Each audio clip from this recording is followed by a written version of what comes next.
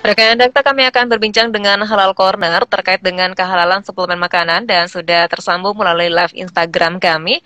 Ada Agam Gumawang dari Halal Corner Bekasi, ex-auditor Halal LPH Provinsi. Assalamualaikum Mas Agam. Waalaikumsalam, Mbak. Suara saya Ya, masuk, Mbak? Maaf. ya sudah Oke, masuk, kami sip-sip. sudah mendengarnya.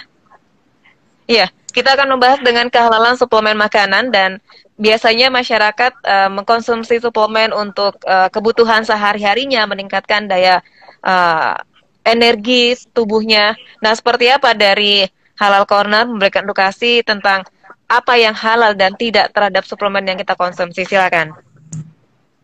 Oke, nah untuk ini, Mbak, dan untuk Sobat Dakta juga terkait kehalalan suplemen ini ya. Nah, suplemen ini kan terbuat dari berbagai macam bahan seperti itu. Ada yang namanya terdiri dari bahan aktif dan juga bahan tambahan. Nah, bahan-bahan ini ya saya kutip dari Peraturan BPOM nomor 17 tahun 2019. Nah, bahan-bahan aktif ini perlu kita kaji kehalalannya.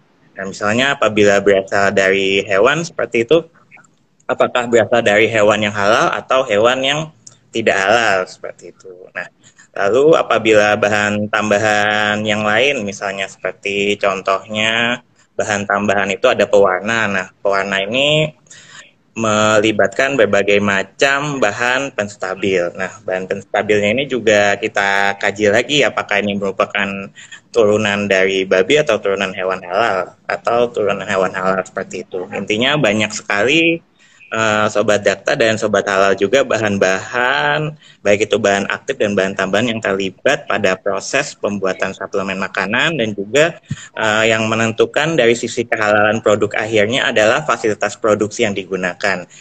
Harus dijamin fasilitas produksi yang digunakan itu tidak digunakan bergantian antara produk yang menggunakan babi dan turunannya dengan produk halal sehingga tidak terjadinya kontaminasi silang. Seperti itu, Mbak, Iya, jawabannya. baik. Tapi masyarakat selama ini sudah teredukasi belum bahwa suplemen yang kita konsumsi ini halal atau tidak? Masyarakat tergantung dari sisi masyarakatnya juga ya Mbak, ada yang sudah teredukasi karena kan dari masyarakat kita juga banyak yang muslim dan juga mungkin ada yang sudah tahu untuk mencari di database produk halalnya ini dengan cara klik klik halalmui.org, kemudian diketik lagi nama produknya dan nanti akan muncul data produknya, kemudian data pabrik dan juga masa berlaku sertifikat halalnya. Tapi mungkin masih banyak juga yang belum mengetahui seperti itu, Mbak. Iya. Nah, bagaimana untuk melihatnya dan bahan-bahan yang dikonsumsi ataupun melihat dari label ini?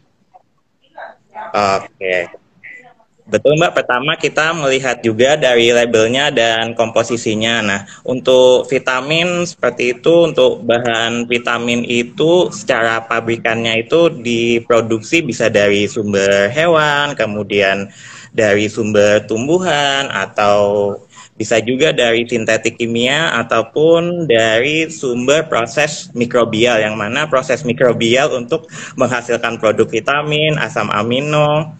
Nah, itu membutuhkan sekali banyak media pertumbuhan yang senyawa kimianya itu bisa berasal dari turunan hewan dan bisa berpotensi berasal dari babi seperti itu. Dan untuk kemasan sama juga kita cek logo halalnya dan dipastikan kalau untuk nomor halal yang dari MUI itu terdiri dari 14 nomor Mbak, seperti itu 14 nomor dan bisa tertelusur seperti itu. Baik. Mas Agam, ini ada rekan Dakta yang tertarik juga dengan perbincangan kita tentang kehalalan suplemen makanan di 8816363. Halo, Assalamualaikum Dakta. Waalaikumsalam warahmatullahi wabarakatuh, Mbak Upi, tamu kita produk halal selalu sehat ya. Saya silakan Pak Kosim. Saya hanya tanya satu aja. Alhamdulillah. Produk ini mendapatkan label halal dari Majelis Ulama. Apakah ada kesinambungan untuk memantau produk itu berapa bulan sekali? Kenapa? Karena banyak masyarakat yang bertanya, apakah setelah mendapatkan sertifikat langsung lepas begitu saja? Takut nanti di tengah jalan produser itu malah menyalahgunakan setelah memperoleh label halal. Mohon informasi Pak Haji. Assalamualaikum. Waalaikumsalam warahmatullahi wabarakatuh. Silakan Mas Agam. Salam. Kesinambungannya ini. Oke, nah, tentu. Oke, kesinambungnya. Oke.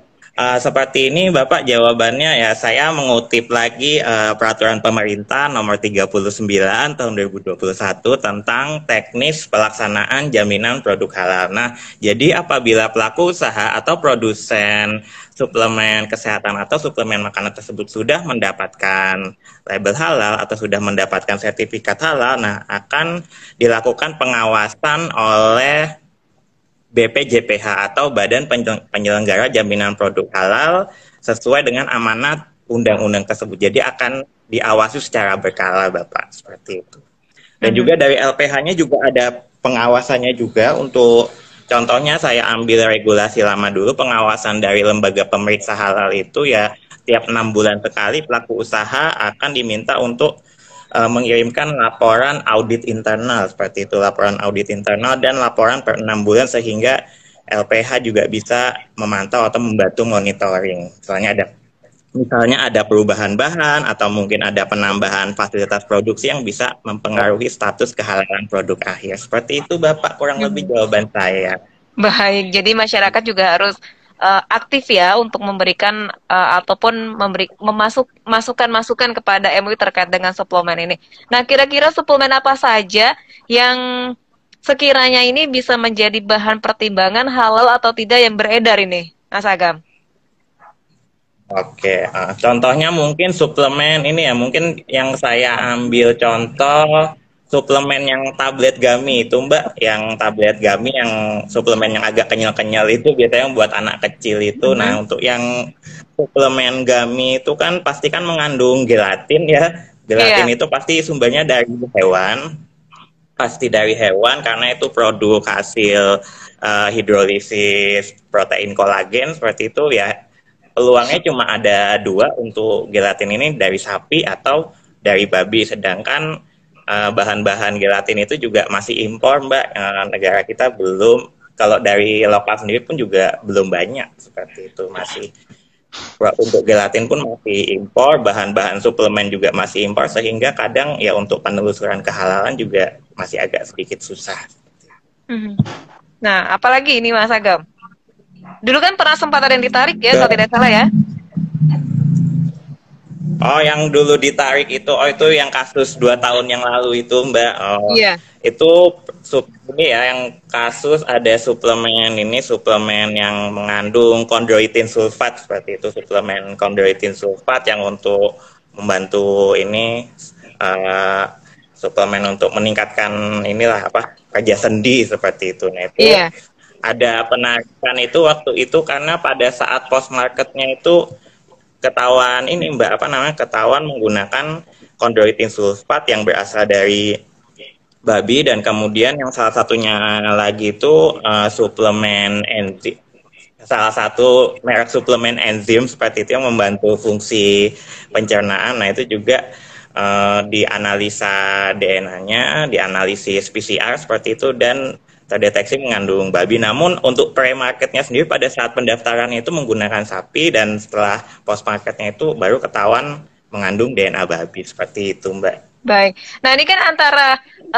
dilema ya, antara ingin memasarkan ataupun adanya produk halal. Tentu dari si produsen itu sendiri kadang-kadang suka menyembunyikan hal-hal yang memang tidak perlu diketahui oleh masyarakat, kayak tadi kan ya. Ternyata setelah diselidiki ada, tetapi ketika dilaporkan menggunakan bahan yang lain nih Mas Agam.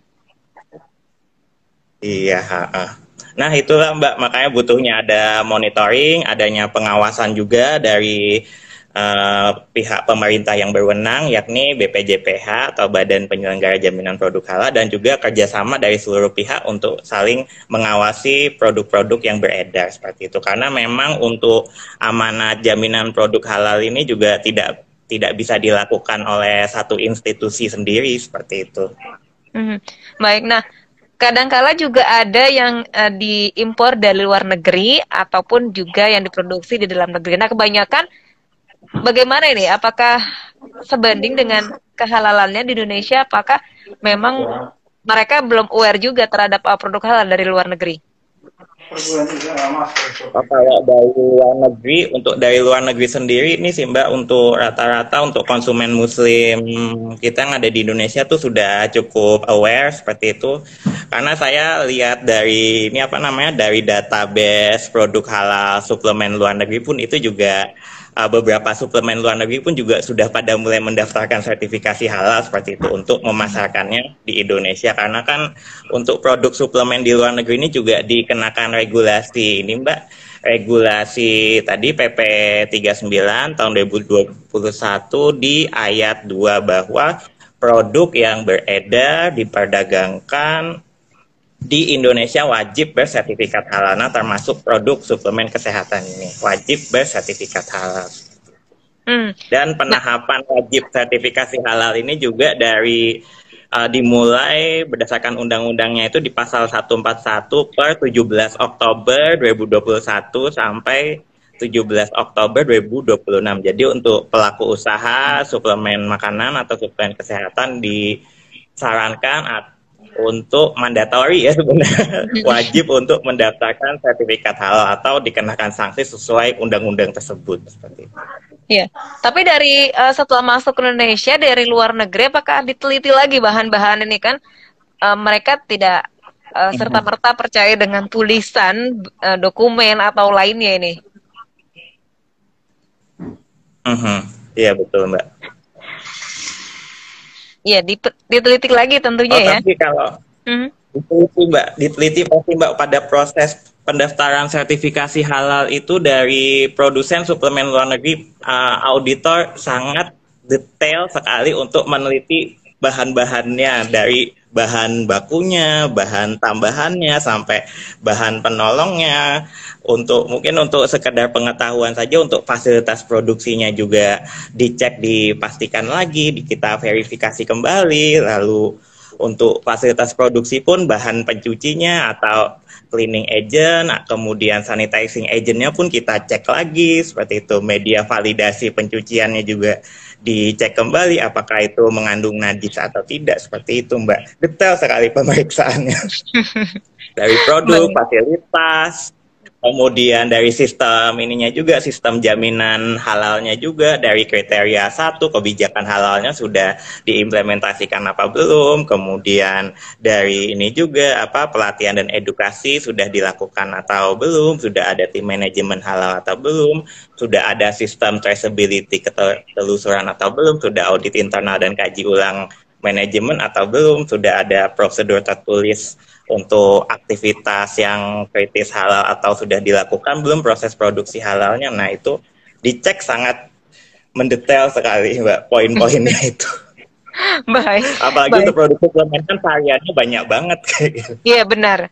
Baik, Mas Agam, kita jeda sejenak. Kami juga mengundang rekan Dakta untuk bergabung bersama kami di 021-881-6363 atau WhatsApp 0815-11-107-107.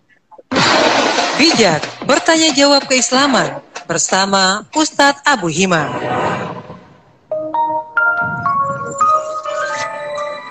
Pertanyaan Bapak Angger di Klender.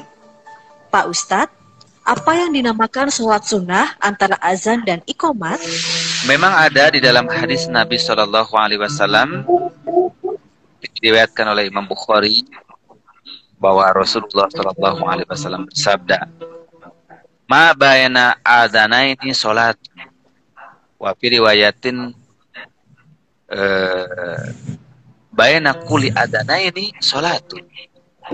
Antara setiap dua adzan itu ada sholat. Nah, yang dimaksud dengan di antara dua adzan itu antara adzan dan iqomat. Maksudnya antara adzan dan iqomat ada sholat sunnah. Nah, ada sholat sunnahnya itu ada yang sholat sunat rawatib seperti qobla duhur, qobla subuh.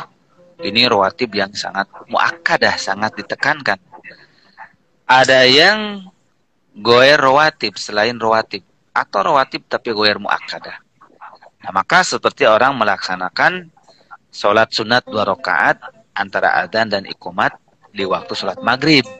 Maka Nabi menganjurkannya liman sya'a, bagi yang mau silakan, yang tidak apa-apa. Nah, itu goer muakkadah.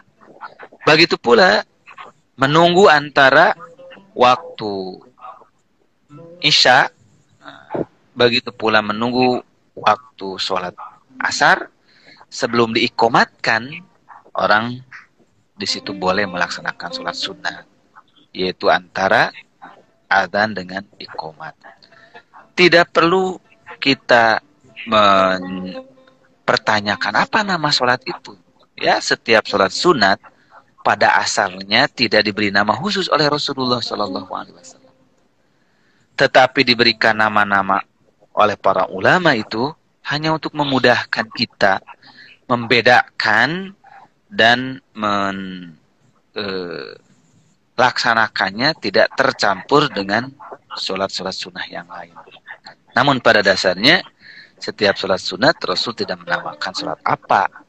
Akan tetapi untuk menghindarkan kesusahan, kesulitan membedakan di kalangan kaum muslimin, maka para ulama membedakan sholat sunat rawatib, sholat sunat duha, dan lain sebagainya. Jadi memang itu ada melaksanakan seperti itu. Bijak bertanya jawab keislaman bersama Ustadz Abu Hima.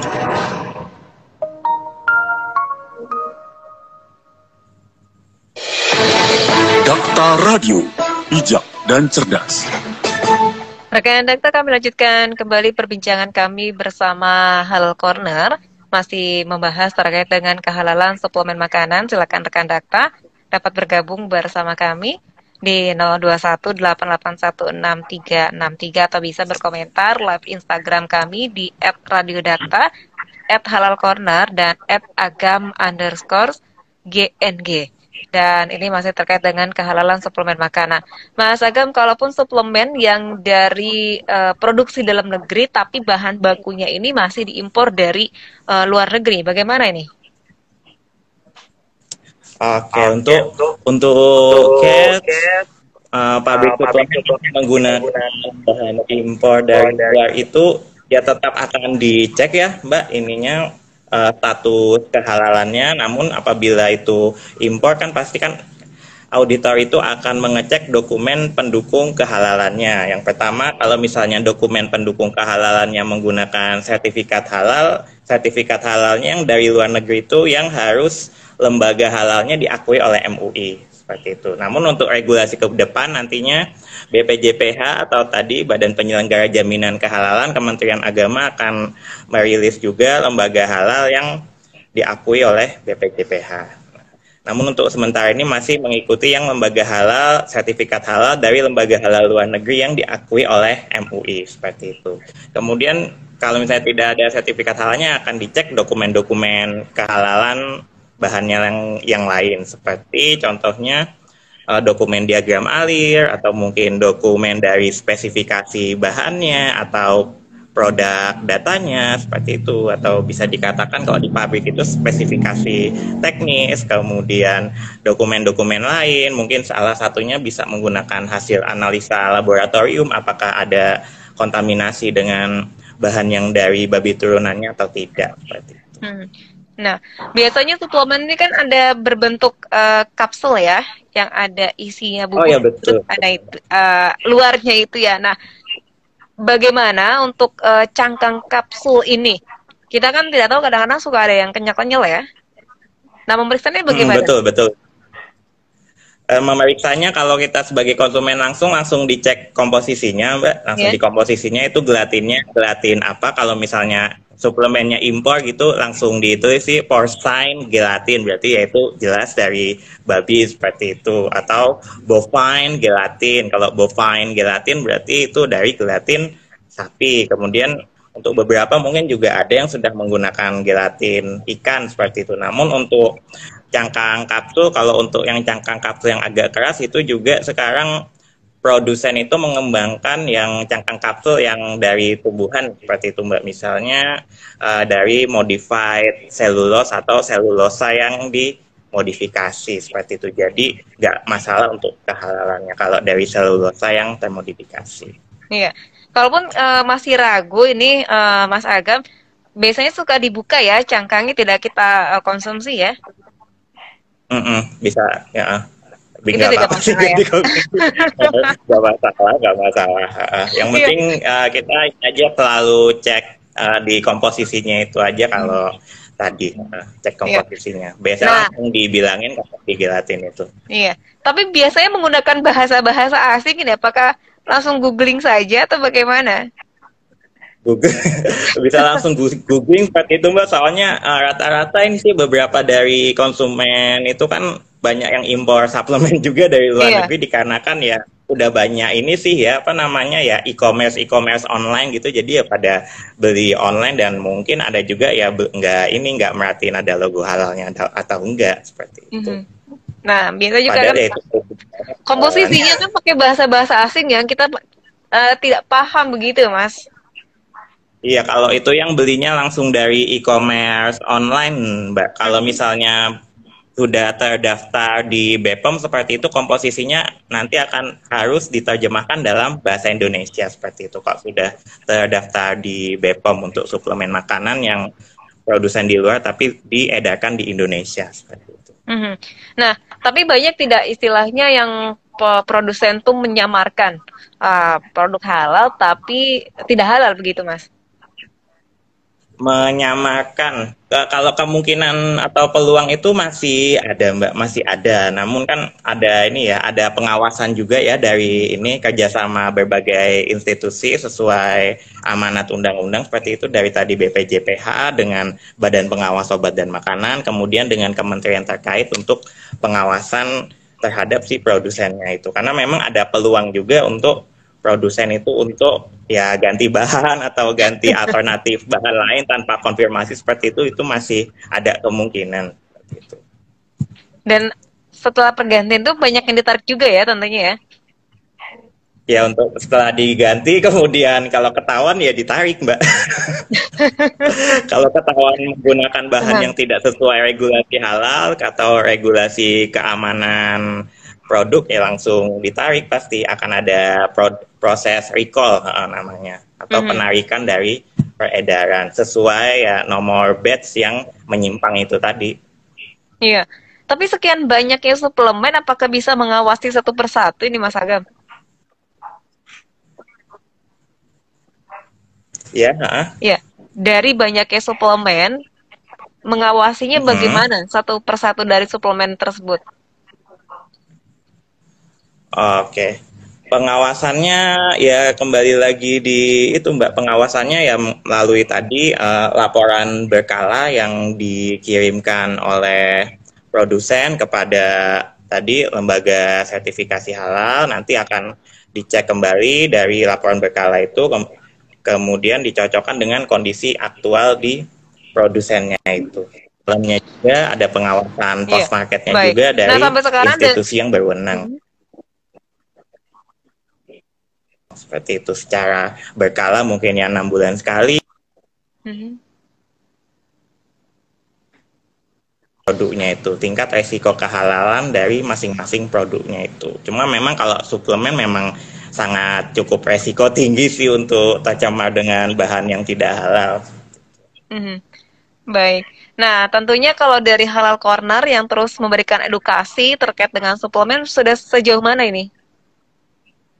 Kalau yang saya perhatikan dari Halal Corner selalu memberikan edukasi ini ya Mbak, melalui IG, kemudian melalui artikel di websitenya juga, kemudian untuk sementara ini melalui 2 platform itu, melalui website dan IG seperti itu, dan kadang-kadang juga melakukan kajian juga secara online. Mungkin karena terbatas corona jadinya kita juga mau turun ke jalan pun juga ini ya kayak agak terhalang gitu.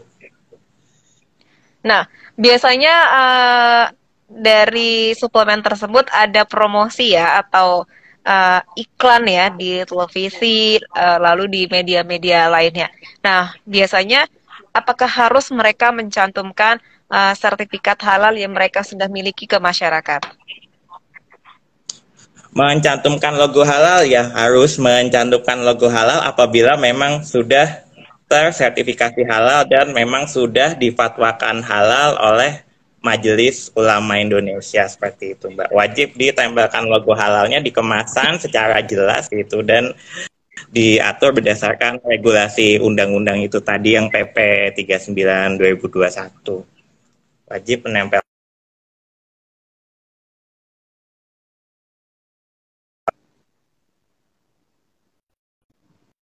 audit pula ya, itu jangan nempelin logo halalnya dulu, Mas.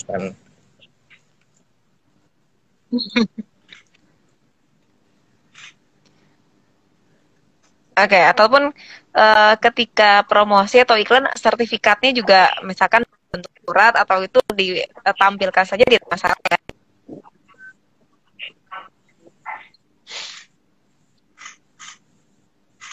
Oh sorry Mbak, keputus suaranya. Sertifikatnya kalau untuk promosi sih biasanya hanya nempel logo halalnya aja di kemasan suplemennya aja seperti itu.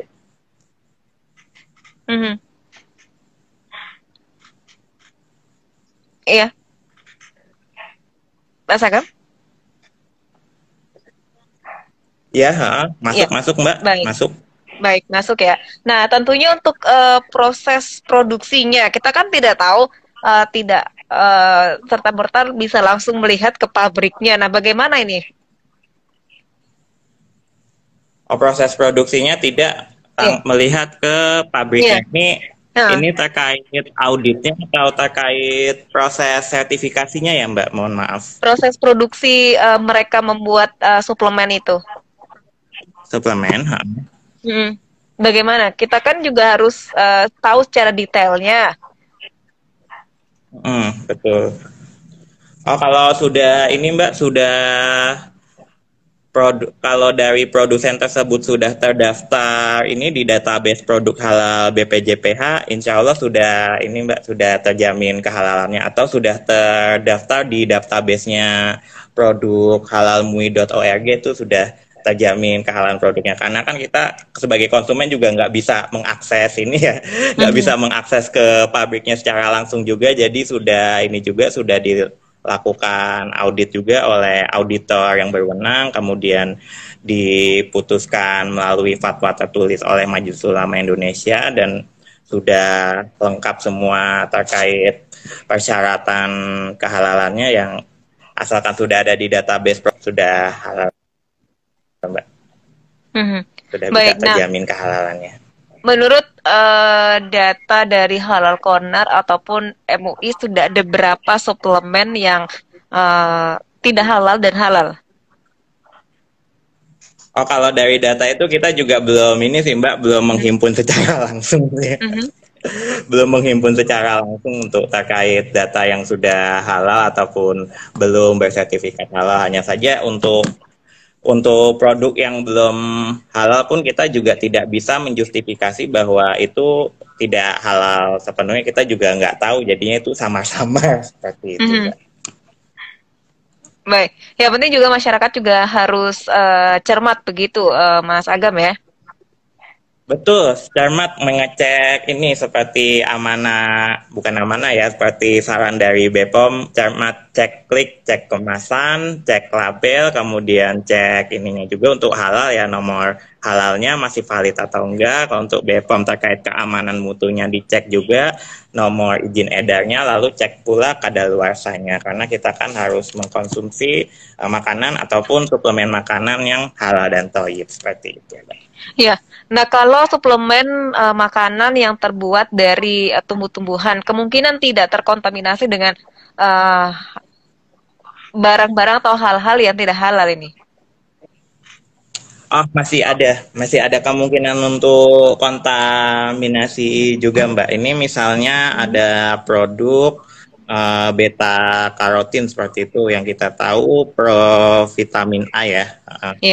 Ini beta karotin ini bisa dari wortel seperti itu, kemudian beta karotin di coating atau dilindungi oleh matriks porcine gelatin atau gelatin dari babi. Ini salah satu produk data yang saya punya seperti itu.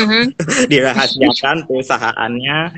Ini beta karotin provitamin A di coating oleh matriks ini gelatin dari babi dan sugar, kemudian ditambahkan pula ascorbyl palmitat, ascorbyl palmitat sebagai antioksidan. Nah, ascorbyl palmitatnya ini yaitu palmitatnya itu bisa dari asam lemak hewan yang halal ataupun tidak halal. Jadi memang untuk produk tumbuhan itu kan kalau dari bahan tumbuhannya itu kan cenderung untuk nggak stabil ya Mbak di pengolahan pabrik yang biasanya menggunakan suhu atau tekanan yang cukup tinggi.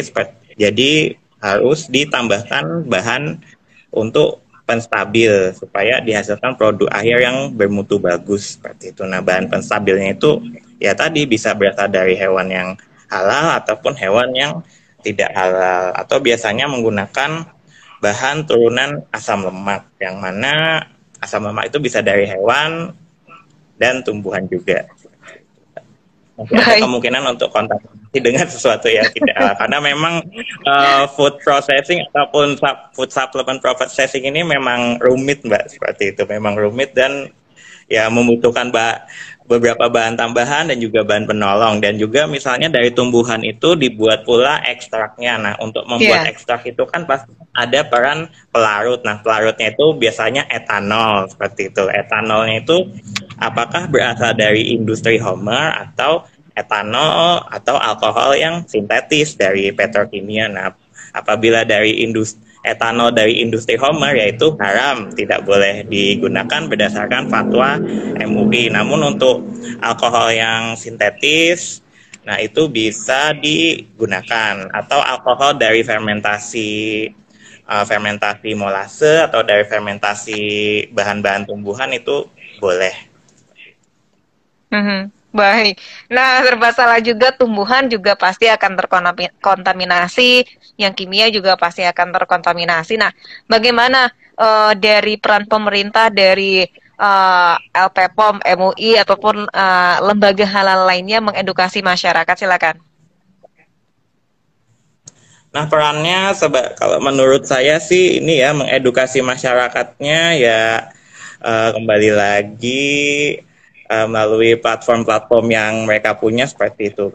Dan kalau dari saya sendiri memahaminya, memang dari amanat undang-undang itu ya ketiga lembaga ini ya, dari MUI, kemudian lembaga pemeriksa halal, dan juga dari BPJPH, dari pemerintah. Nah, harus bersinergi terkait edukasi jaminan produk halal ini, karena kan halalnya peredaran produk halal ini sudah diatur undang-undang itu tadi, seperti itu. Dan edukasinya yang dilakukan, kalau yang saya lihat, yang saya amati saat ini ya, misalnya dari BPJPH melakukan edukasi sertifikasi halal kepada UMKM, seperti itu, pada UMKM, kemudian edukasi melalui ke institusi-institusi terkait, seperti itu. Baik. Mas Agam, terima kasih sudah berbincang bersama Data. Mungkin di lain kesempatan kita bisa menggali lebih dalam lagi terkait dengan suplemen yang kita konsumsi, apakah halal atau tidak. Terima kasih, Mas Agam. Assalamualaikum warahmatullahi wabarakatuh. Ya, terima kasih juga Mbak. Waalaikumsalam warahmatullahi wabarakatuh. Thanks for watching House Squad. Jangan lupa subscribe untuk mendapatkan informasi menarik tentang halal lainnya.